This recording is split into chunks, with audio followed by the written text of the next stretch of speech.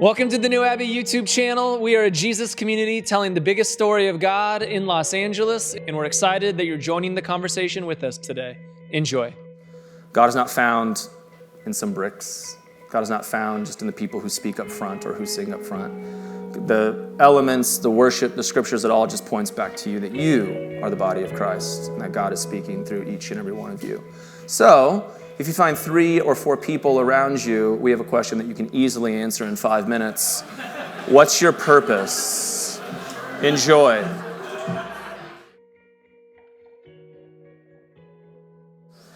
Richard Rohr says this famous line that the toughest job that you'll ever have is to be human. And I believe that, and that no one ever gives you a mission statement for your life. Maybe you've signed up for some big things in your life. Maybe you've been in serious relationships, or you've gotten married, or you got a certain type of job, or you had kids. And no one wrote a how-to book for that specific relationship. You kind of figure it out as you go. And what I love about the Torah, that we're in these first 5 books of the Bible, Genesis, Exodus, Leviticus, Numbers, and Deuteronomy, it's that there's a lot of narratives that are provided for us of the figuring out of what it means to be human. For so many of us, the stories of God that we were given were stories of certitude, that A plus B equals C, that if you just do these things, say these prayers, have these quiet times, and never think of like naked people, then God will bless you. Or some version of that. And I know I'm like oversimplifying it, but we were all there in some way. We had these things and we thought, God, if I just do these things, then you're going to respond to me in this way. And then it didn't happen. And you had to make sense of it. And so I believe that the Torah is helpful for us because it gives us an opportunity to think about our own mission. That what God is constantly inviting the people of God into is to participate in with the mission with God. That we are all living in the evolution of this mission statement. And so my big idea today is simply that. We're going to see it. Yeah, an invitation to mission. And mission is simply this. What you're here to do. Now I know that we live in a world of like the type of person that we're becoming and what we want to be, and that's all a part of it. But the type of person that you're becoming and who you want to be, you're going to actually go do some things in the world. And so God is inviting us to go do some things in the world, and that's the mission that we're living in together. And so to talk about mission, we're going to talk about some things. We're going to talk about Elon Musk because, you know, he's going to buy Twitter. So if we can talk about Elon Musk, then we can talk about my favorite. Some people don't like it. I don't know what to tell you. Get $200 billion and get it yourself, I guess. Then if we can talk about Elon Musk, then we'll talk about my favorite rabbi story, Rabbi Akiva. And if we can talk about Rabbi Akiva, then, you know, a simple thing like time. And if we can talk about time, then we can talk about our promised land. If we can think about the promised land, then we can be invited into a story of being co-liberators. And if we can be co-liberators, then maybe we can rethink what it is to have conflict. And if we can live in conflict in a different way, well then, the simple thing of human beings, relationships, my friends. So Elon Musk is, you know, this crazy brainiac. When Elon Musk was at Stanford, his graduate paper was about 3 things. It was about changing the internet, changing the automobile industry, and changing the space industry. Bragger, right? What an overachiever. What were some of your mission statements leaving college? Like, get out of the basement, you know, like job, any kind. Elon Musk did those things. He started off and created PayPal and sold it for like billions of dollars, right? And he's used that money and leveraged the work that he's done in the world to go create a bigger mission around the automobile industry. And really the mission of his life is to colonize Mars because you got to have something to do from 9 to 5. You know what I'm saying? And I've shared this before, but I've been inspired by Elon Musk and how he goes about it. There was a season of Elon Musk's lives where he was buying up all of this real estate in Beverly Hills because he wanted to create his Tony Stark mega mansion. This is not a joke, by the way. And he had this big idea of how he's going to create his Tony Stark mega mansion because he's Elon Musk. And about 2 years ago, he thought to himself, if I spend any more time thinking about my house, then I'm not going to have enough brain space and brain cycles to think about how I get humanity to Mars. Talk about a guy who's committed.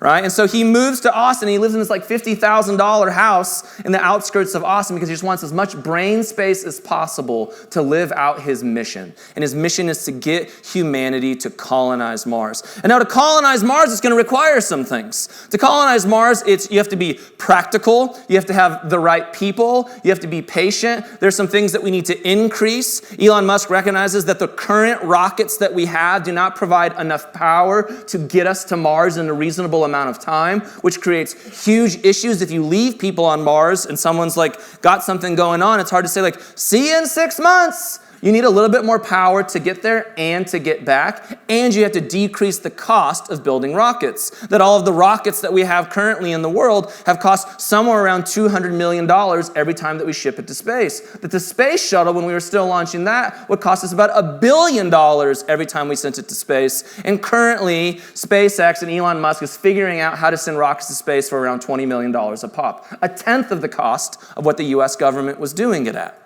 The point is, somebody is committed to their mission and what they are doing in the world. And I like that story of Elon Musk going to Mars because that's his big why in the world. That's his purpose. And he has to be reasonable with his why and purpose. And I think for so many of us, we have these concepts and ideas of who we want to be and what we want to do, and then we're not reasonable with ourselves about it. Or we're not gracious with ourselves about it. Elon Musk doesn't say something like, I want to colonize Mars. And it's like, well, how are you going to do it? You know, like through osmosis, man, and like in a year, some just like abstract dream. No, Elon Musk has this idea of colonizing Mars, and he knows this massive 10 to 20-year plan. He knows what it will require financially, the people involved, and the steps that it will take. And maybe for us, as you're thinking about your purpose and your mission in this world, maybe you have the opportunity just to simply be reasonable with yourself. To be gracious to yourself, to know that you don't have to have it all figured out, that you don't have to have some pressure on yourself now that you're trying to get humanity to Mars. Maybe for some of you, the big why in your life in this moment is to get through college. The why that you have in this moment is to work through that relationship. The why that you have in this moment is just the next thing in front of you, and that is beautiful and good for the world. But that no one is writing the book for your life. No one is writing the how-to for what your purpose should be. Only you will do that. But as you imagine that, as you dream of your big why, the story of Exodus that we're in is that God partners with us in those things, and that we partner with God in this bigger mission, and that together we tell the biggest story for the world. So follow along with me in Exodus chapter 3. Now Moses was tending the flock of Jethro, his father-in-law, the priest of Midian, and he led the flock to the far side of the wilderness and came to Oreb, the mountain of God.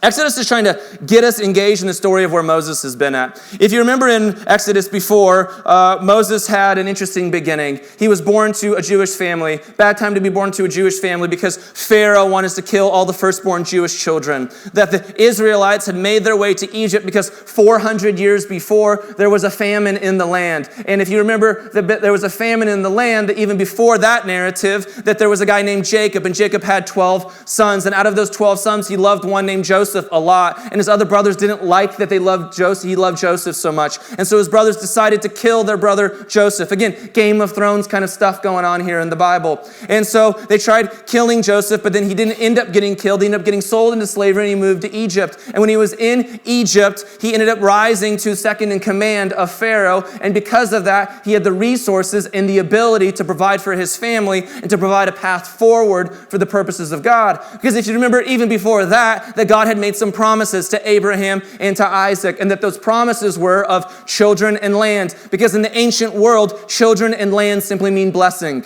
It means that you have the ability to continue on. It's the idea of eternal life. If you have children and land, now your children have a place to be, and then they can have more children, and your legacy can continue in the world. So there was promises and promises and promises that were made here, and this is the continuation of that story. But now we're in a part of the story with Moses where things have gone awry. That the people of God, the Israelites, are no longer in power and in control. In fact, they are now slaves, and they've been slaves for 400 years. And in this story, you might remember that Moses' mom knew what was going on, so Moses' sister took baby Moses, put him in a reed basket, right? And then eventually Pharaoh's daughter found Moses. And you have this entire story of Moses, this Israelite, growing up in the house of Pharaoh. And then you realize that Moses is conflicted inside. And eventually, Moses will go and he will see two Israelites fighting. He'll get in the way of that. And eventually he'll see an Egyptian trying to kill an Israelite, and he will kill that person. And now Moses is on the run. You're all caught up, my friends. And if you would like a recap on that story, all you have to read is Genesis 12 through Exodus 3 on your own. Enjoy this week. And so Moses is now on the run in Midian. The Bible does all these funny things with numbers. One of the funny things it does with numbers is the year 40. And so the first 40 years of Moses' life, he is in Israel. The second 40 years of Moses' life, he is in Midian. It's the Bible's way of kind of talking about construction and deconstruction and reconstruction. The construction of Moses' life was when he was in Egypt, right? That is just the story and the narrative that he has been given. All of you are the exact same way. There was just a family that you were born into at a certain time and place in history. You didn't choose any of those things, and that family gave you a set of ideals and narratives about who you are and what the world looks like. And then at some point, you either go on social media, go to college, or read a blog, and you have all new views of the world, right? Or you're just an adolescent, you got hormones rushing through your body, and you start to ask some questions. The Bible is just trying to be real about our natural transitions in life. And so Moses had a version of construction that he was given, and this version of the world no longer worked for him. And so he left Egypt, and now he was in Midian, and this is where he is deconstructing. Here's some things about deconstruction, because many of you might be here in your place in life. Sometimes in deconstructions, we just need to let ourselves rest. We need to let some things lay fallow. We need to let ourselves just be taken care of. Because the truth is, there may have been some things that were traumatic in your story before that you're figuring out, and you're not going to solve all of it right now. Imagine for Moses, he was born into a world of genocide where his mom had to sneak him off to live in another house, right? There were some crazy things going on in his own narrative, and eventually he has to leave these things, leave all the people he loves and all the people that he knows so that he can go into another world. And so Midian is this idea of transition.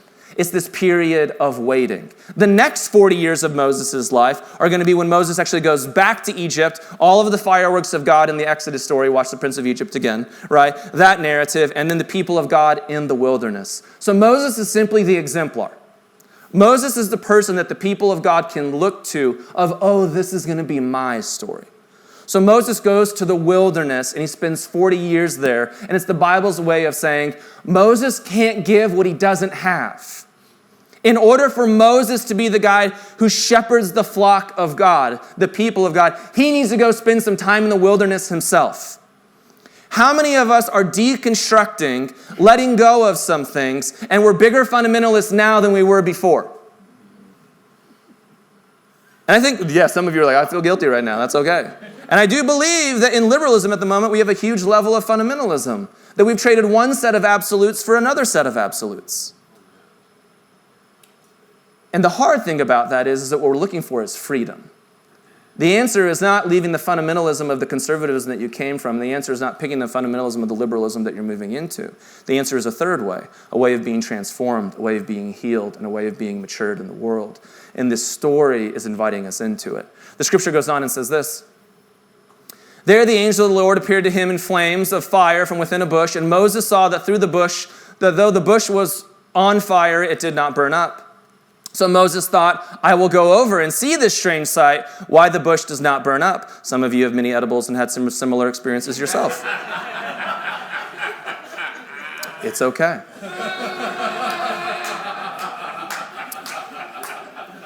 When the Lord saw that he had gone over to look, God called to him from within the bush, Moses, Moses, and Moses said, Here I am. Do not come any closer, God said. Take off your sandals, for the place where you are standing is holy ground. Then he said, I am the God of your father, the God of Abraham, the God of Isaac, and the God of Jacob. And at this, Moses hid his face because he was afraid to look at God. As we live in this invitation to mission, there's an invitation into other things in our lives. As we live into mission, we have to live into real time. That the Bible does this really incredible thing, particularly through the Hebrew stories, where the Bible invites us into past and present and future. Now, for many of you, that's just the way that you understand time. But you have to know that 3,500 years ago, in the entire world, time was not seen in that way. Time was seen as this vicious cycle. You were either born into the world as a pharaoh or you were born into the world as a slave. And the story that was told to you is that the gods ordained this thing. And so time is not linear. Time never opens up from past, present to future, because when you think about time with future, it provides you the opportunity to hope. And in the ancient world, there is no hope. This is the world that you are born into, and you are here to build things for the pharaohs and for the kings and for the gods. And so this is the story of God entering into time, inviting us into it and into mission, and breaking ourselves free from time. What's interesting is many of us don't live in that ancient world anymore, but you've been living in time that way. That the time that you're living in, maybe you feel stuck. Maybe you feel like you're in cycles and patterns that you can't get out of. Maybe you feel like that there's rhythms that you can't go anywhere. And the story of this is God first looking into the past and saying, remember that I am the God of Abraham and Isaac and Jacob. Remember the stories of how I have been your God before. I am not a God showing up out of a vacuum. Remember that time that for your great-grandfather, I was there and they thought that they would be barren, that they thought that they would never have children, that they thought that it would never work out for them, and that it did. Remember that they were in Egypt and I freed them from it. Remember the story of your uncles and your fathers, of Jacob and Esau, and how they fought and the family drama that was going on there, and how Esau wanted to kill them. You think your Thanksgiving table was crazy. Remember the time that the people were rescued. Remember the time that you moved to Egypt because I wanted to rescue all of you. Remember the time that I was there for you. And this isn't just a story about 3,500 years ago of God saying, remember that I am the God of Abraham, Isaac, and Jacob, that when we're invited into mission, we're invited to the practicality of our own lives. Maybe this is a moment for you that when you hear those verses in the Bible, it's a moment for you to remember all the times that God showed up in your past. And I believe that in a room like this, that you have those times, that you can name that. There's moments of gratitude where you can say, yeah, God was there. Man, I don't know I'm figuring out some things right now. I don't know how to make sense of all of that, but I believe God was there. Maybe it's even an opportunity for you to be gracious about some of those moments in the past. I used to be a preacher at Hume Lake. Anyone know what Hume Lake is?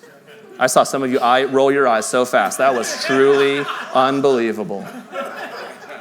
And I questioned some of those moments of being the person who did like the altar calls and all of those things, right? Oh, that was me, I see that hand. But how do you look back on those moments and say, well, what if God was doing something there? What if God did do something on that mountain? What if I understand it completely different now, but how do I trust that God was working then and that God will work now in different ways? How do I be gracious to myself that God showed up there and God will keep showing up in my life? How do we be grateful for the people that showed up in our life before? I remember a few years back, I was just in a season with my wife where we were just in intense therapy, and it just was one of the moments where we were just going to trudge the bottom of the lake and we were going to look at all of the stuff. We had been married for 15 years, and there's some things that had built up because, 15 years of two human beings. And there was a lot of beauty and there was a lot of good, but there was also moments to say, hey, there's some things that need to be healed. And I remember just being in those moments, and I'll always remember sitting in Arlington Garden right over here on the road and just sitting with a friend and just weeping for an hour. Just weeping for an hour and having somebody, I remember it was like in the middle of COVID, so he had like his like mask, like handkerchief thing on. I had like snot going everywhere, like just like one of those like ugly cries where like you can't bring it together, you kind of like look up, make eye contact with your friend again and then start all over because you're just carrying so much in the world. I remember him giving me like his mask, which is super gross, and just like blowing my nose with it, right?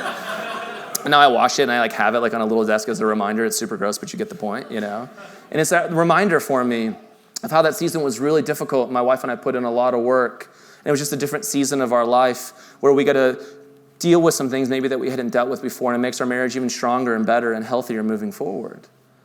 And whenever I look at that gross little handkerchief, it's a reminder for me of, I am the God of Abraham, Isaac, and Jacob.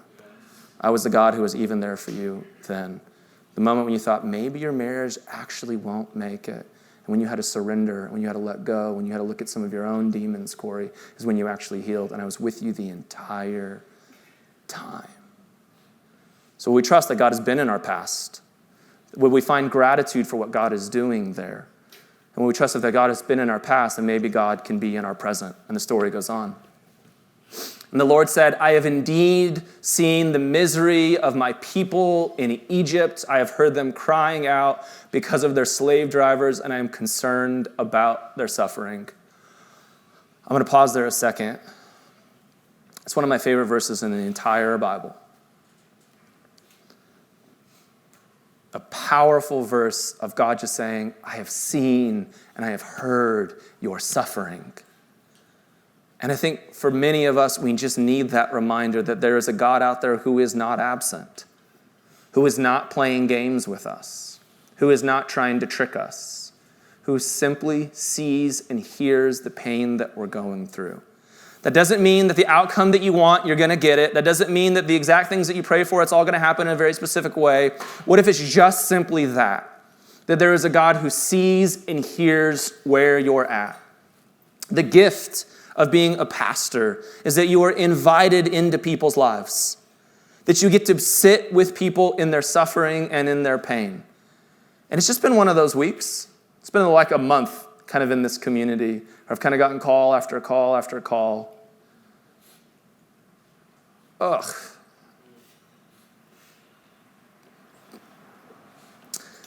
And I'm grateful to know that in those moments, as I hear you, that we get to remind one another that there's just a God that says, I see it, and I hear it, and I know you're suffering, and you're not alone. Sometimes it's that version of God that hurt you so much, and maybe you need to let that version of God go. And maybe there's a way bigger version of God out there for you. I've sat with some of you over the last month, and it's just those relationships. And I know it's so hard. I've sat in families that are broken. And I'm grateful that we get the space to remind one another that there's just a God out there who sees and who hears and who is with us. And the invitation of God is always that God invites us into this mission. That we get to be a part of this work of God together. That if God can be with us in the past and God can be with us in our present, whether that's good or bad or indifferent and everything in between, then God can also give us a future. And the verse goes on. So I have come down to rescue them from the hand of the Egyptians and to bring them up out of the land into a good and spacious land, a land flowing with milk and honey. And then the next part is weird. Canaanites, Amrit, you get the thing.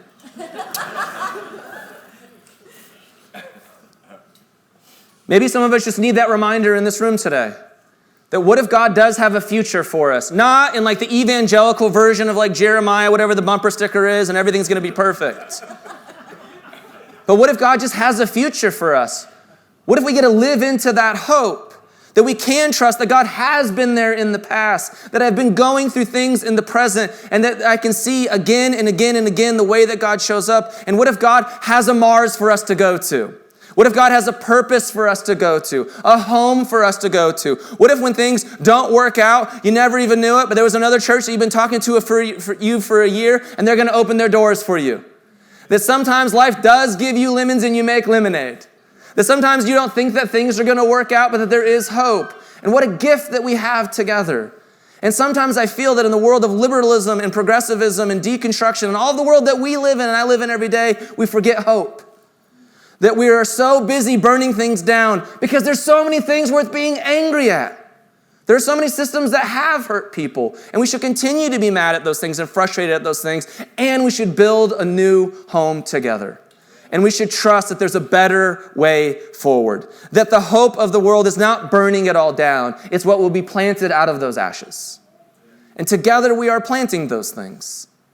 That even if you're in a space in life right now where you can't figure it out and you don't know what's next, and you never thought a conversation about trash would mean that you're no longer going to be in your space any longer. But there's a new opportunity ahead. There's more spacious land forward. A land flowing with something different. That God wants to use the purposes that we have, the lives that we have, and that's a gift. And then the story goes on. So I've come, and now the cry of the Israelites has reached me, and I've seen the Egyptians are oppressing them. So now go, I am sending you to Pharaoh to bring my people, the Israelites, out of Egypt. But Moses said to God, who am I that I should go to Pharaoh and bring the Israelites out of Egypt? I love the transition in the story here, because the beginning of the story, Moses is having a vision, whatever's going on there, right? Psilocybins or something. And then that's like funny for like half some of you. The rest of you, like, I don't know what's going on there. It's totally okay. It's not a big deal. Moses had this great vision, and we all want that moment, right? How many of us prayed out to God, and in those moments we asked God for a neon sign or for something big or for God to do the big work? Am I the only one? Anyone ever been there like, God, please show up in this way? And then have you ever like prayed for the thing, God shows up, and like now God invites you to do something about it? You're like, well, I didn't sign up for that. I wanted you to deal with my spouse. I wanted you to deal with my children. I wanted you to deal with my toxic work environment. I wanted you to deal with my parents. I wanted you to do these things. You want me to be in this story. Who am I? Me? No, you're God. And that's always the story of Scripture that's so beautiful. That God invites us to be co-liberators and co-creators. This just isn't a story about God doing all of the work. We use this phrase in here all of the time. Many of us came from the world of church that was codependency, where we just live at the blood of Jesus and God does the magic and we say the prayer and then we just wait for the rapture to happen. Come on, Jesus. Some of you, yeah, that sounds good. I don't know. But that's not the story. And the story is not over here sometimes in the world of, no, you don't need God anymore. You're too smart for that. You figured it out. You've heard the blogs, and now it's just all of you on your own. No, the story is of interdependence. It's not codependence, and it's not independence. It's a story where we both work together with God. That even from the earliest story, that God makes us co-creators with God. And now in this story that God is reminding Moses, yes, your entire journey, all the things that you've been through, the reason that you're going to be in the wilderness and in Midian for 40 years is because now I'm going to use you to go take the people of God into the wilderness for 40 years. 12-step groups know this, that you know that if you are an alcoholic or drug addict or sex addict, I was in 12-step rooms and I've been in 12-step rooms for 15 years of my life. That it's all about that you go find the work, that you do the surrender, that you find the healing so that you can take to the message to the alcoholic in need or whatever the thing is in need. The 12th step actually says this. It's coming. Having had a spiritual awakening as a result of these steps, we tried to carry this message to alcoholics and to practice these principles in all our affairs.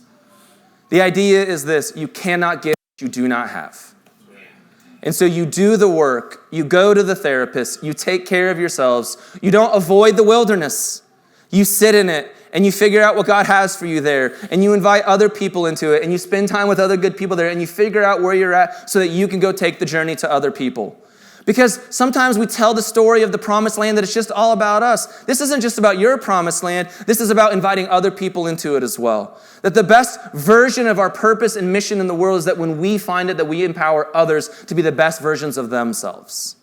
That's the gift of mission that we're invited into. The story of God is told in a bunch of different ways.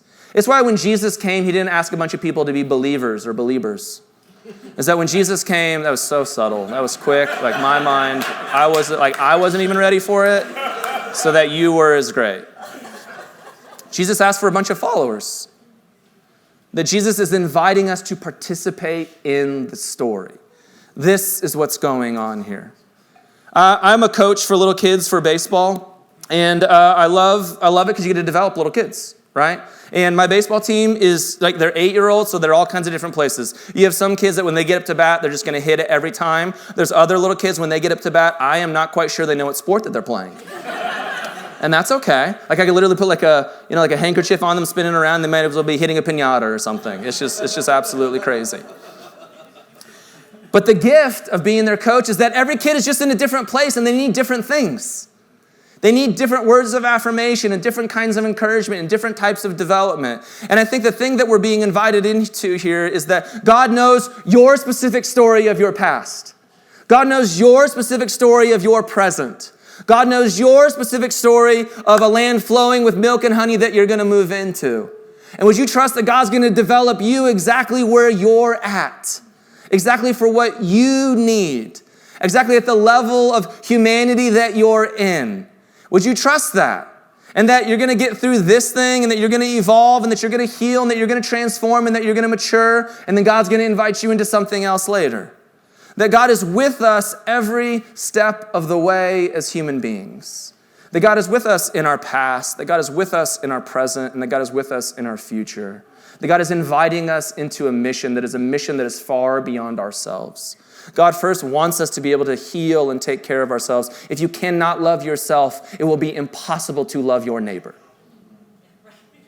Your spiritual maturity cannot outpace your emotional maturity. That you must do the work. And as you do the work, as you find the healing, as you go to your Mars and to your promised land, eventually you will bring others along with you as well. That mission is not something that we do on our own. Mission is something that we are doing together. Mission is something that God has for all of us, and it is a gift. And so, Abby, this week, may you live a life of freedom. May you live into your greatest purpose and into your greatest mission. Would you trust that there is a God who has been in the story of humanity from the very beginning, and that this God will carry us to the very end? That would you trust that there has been a God that has been in your past every step of the way? Would you remember those moments of gratitude? Would you write them down? Would you tell them to somebody else? Would you put a note in your phone that God was here once so that God can continue to show up in the present of my life as well? Would you trust that wherever you're at in this moment, today, in this hour, in this minute, in this second, that God is there with you? That God is going to fight for you and give you a future and a vision? Would you trust that whatever is ahead, may you know that God will not just only be with you, but for you and ahead of you in everything that you do? And would you trust that as God heals you and transforms you, that as God is inviting you into the story to co-liberate, so that you can bring liberation and freedom to others as well? Would you find those same 3 or 4 people and have this conversation with one another? What's one step you can take towards your mission? Enjoy.